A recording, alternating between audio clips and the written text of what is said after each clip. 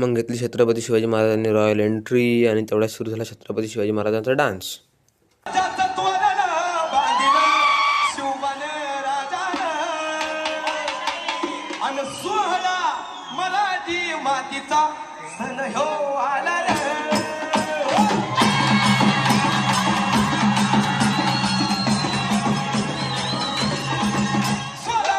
मग झाला मित्रांनो छत्रपती शिवाजी महाराजचा डान्स. मग लागला दुसरा डान्स आणि तेवढ्यात वाजले 12:30.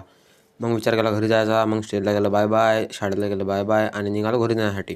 रात्र खूप झाली होती मित्रांनो, तर थंडी खूप वाजत जाय आणि रस्त्याने आम्ही दोघंच होतो, मी आणि कृष्णा.